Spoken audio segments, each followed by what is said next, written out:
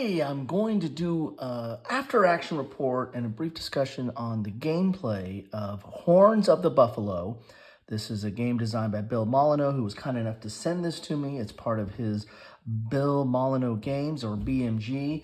It's sourced or produced by Blue Panther Games, and I think this is one of the first titles, or among some of the earlier titles that Blue Panther has sourced for BMG or Bill Molyneux Games. Bill changed sourcing, I think, a couple of times.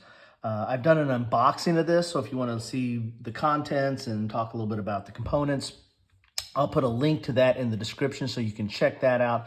I'll probably talk a little bit about the components as well in this video.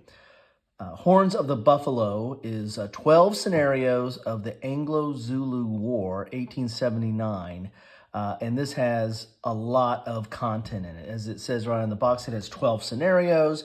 You have 12 different maps. The maps are double-sided, and they're all about, they're all this same size.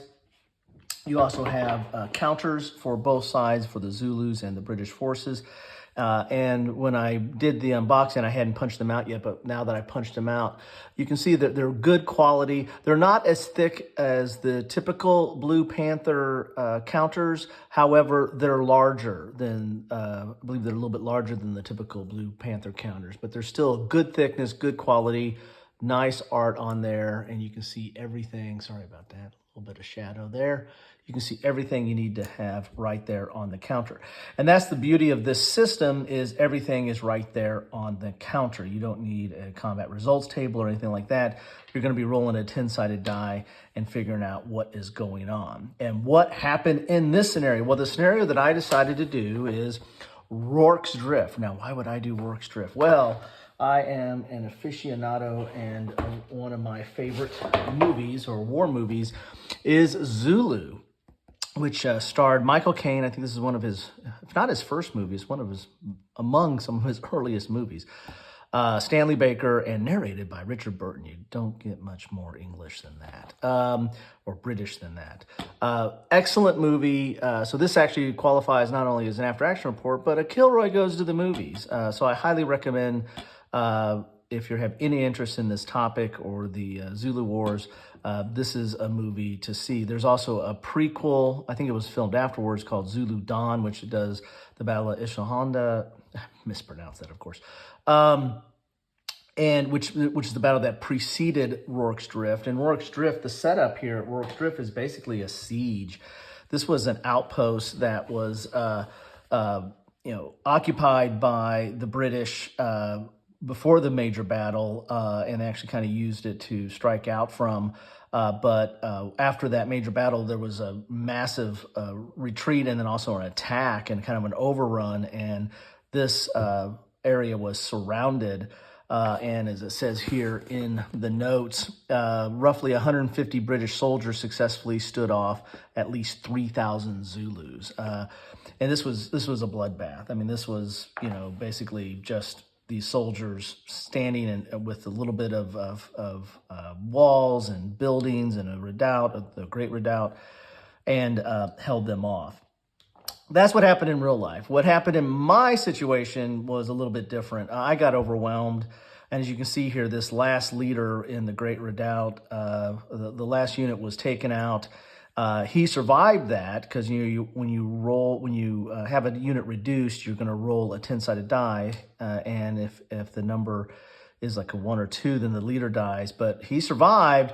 But if you're next to an enemy unit alone, then you are killed or captured unless the scenario says differently. So, yeah, and that was on turn 10. So the way the scenario worked is you had 10 turns.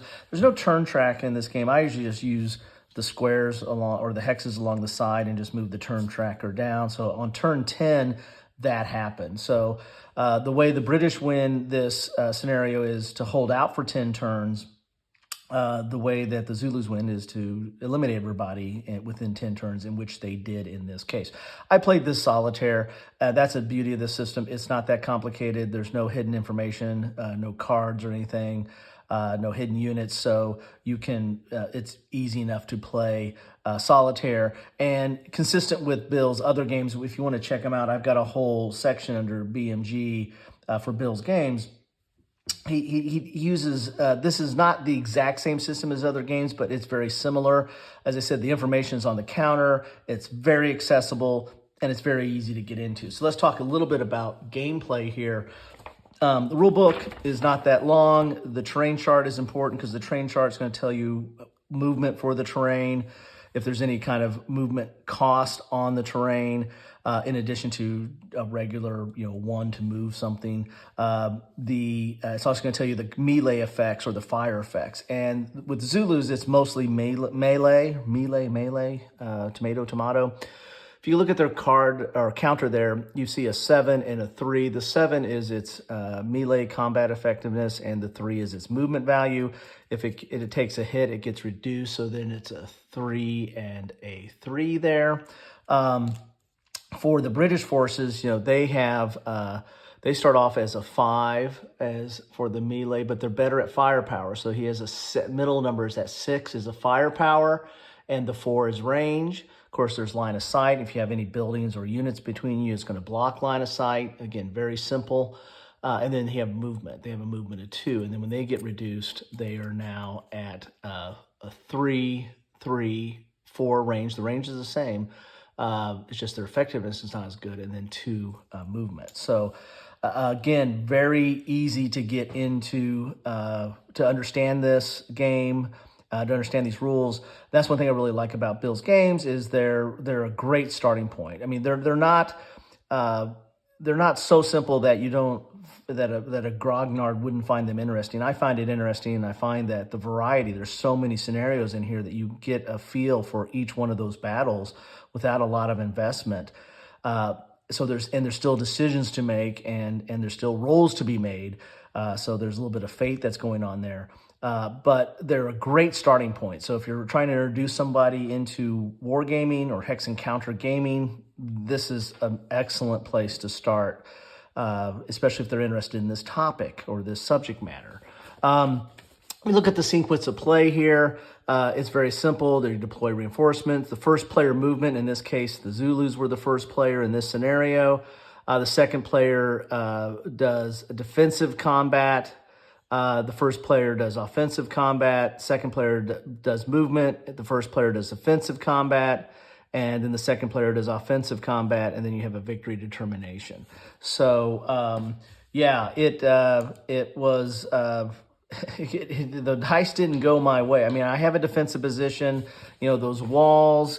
walls give you a +3. The Great Redoubt gives you a +4.